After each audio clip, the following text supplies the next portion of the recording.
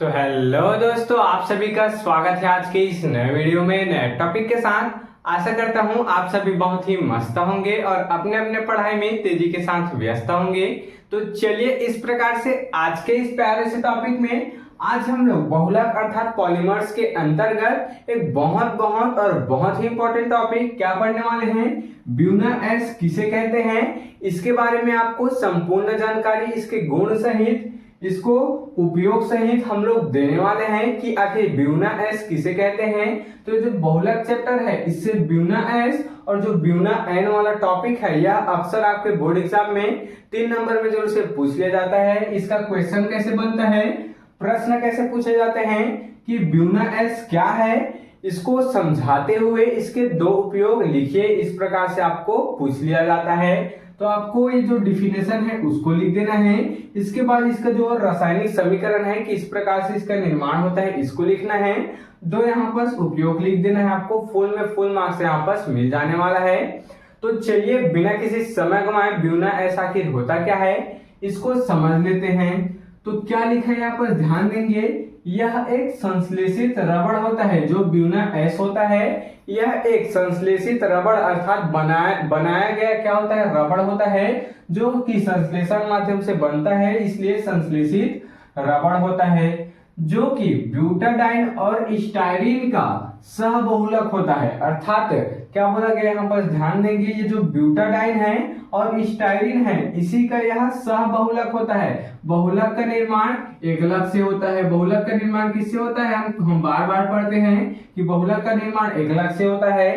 तो कौन कौन से एकलक, ब्यूटाडाइन और स्टाइरीन के सहबहुलक अर्थात बहुत सारे बहुलक को मिलाने से किसका निर्माण होता है, ब्यूना एस का निर्माण हो जाता है। आगे देखेंगे इसमें ब्यूटाडाइन के लिए ब्यू देख सकते हैं, इसमें ब्यूटाडाइन के लिए क्या शब्द लिए हैं, ब्यू शब्द लिए हैं। ब्यू जो क्या है अक्षर है इसको लिए हैं। इस पूरे ब्यूटाडाइन शब्द के लिए ब्यू को लिए तथा सोडियम के लिए, अब इसमें सोडियम कहां से आया, तो सोडियम यहाँ पर देख सकते हैं यहाँ पर उत्प्रेरक का कार्य करते हैं। इस क्रिया में उत्प्रेरक का कार्य करते हैं। तो सोडियम के लिए क्या लिए हैं, Na, सोडियम के लिए Na अर्थात क्या लिए, ना लिए हैं। और स्टाइरीन के लिए S, स्टाइरीन के लिए क्या ले लिए, S। संक्षिप्त इसका क्या है, संकेत है, देख सकते हैं। इसी से बन गया ब्यूना, उसके बाद एस क्या बन गया, ब्यूना और एस बन गया, देख सकते हैं। तो हम लोग इसी को तो समझ रहे हैं कि ब्यूना एस क्या होता है।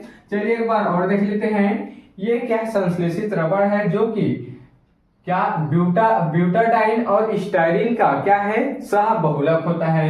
इसमें ब्यूटाडाइन से ब्यू ले लिए और सोडियम से Na ले लिए अर्थात ना ले लिए, क्या हो गया, ब्यूना हो गया। S बचा, स्टाइरीन से S ले लिए, स्टाइरीन से क्या ले लिए, S ले लिए और इसी का क्या है, ये संक्षिप्त संकेत है। ये जो ब्यूना S है इसी का क्या है, संक्षिप्त संकेत है। आगे देखेंगे इसे SBr अर्थात स्टाइरीन ब्यूटाडाइन रबड़ भी कहते हैं।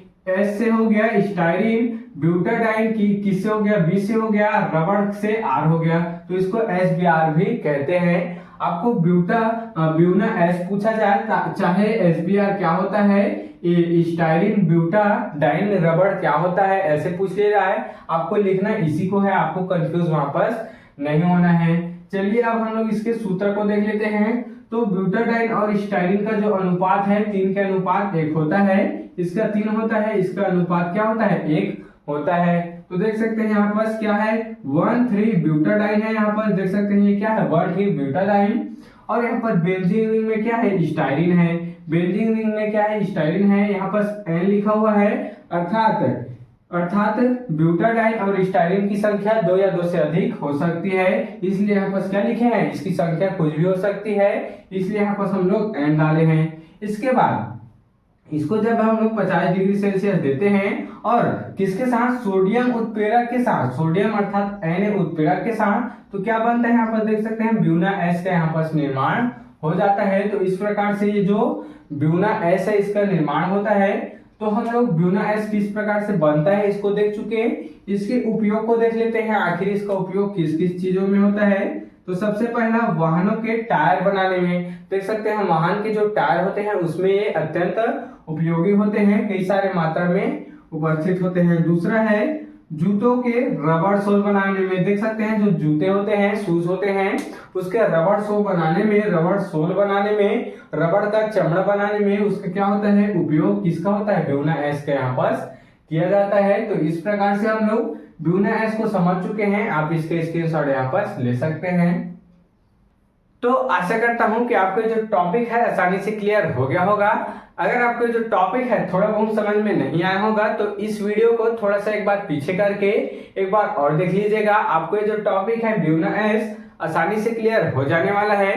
तो अगर आपको जो टॉपिक है वह समझ में आया होगा तो मेरे इस चैनल को जल्दी से सब्सक्राइब करके बेल वाले आइकन को दबाकर प्रेस कर लीजिएगा, ताकि आपको मेरी ऐसी अच्छे इंफॉर्मेटिव वीडियो और अच्छे इंपॉर्टेंट वीडियो की नोटिफिकेशन सबसे पहले आप तक ही पहुंचती रहे और आप क्लास 12 की तैयारी अच्छे इंपॉर्टेंट टॉपिक के साथ कर पाए। तो चलिए फिर मिलते हैं किसी नेक्स्ट वीडियो में नए टॉपिक के साथ। तब तक के लिए जय हिंद, जय भारत।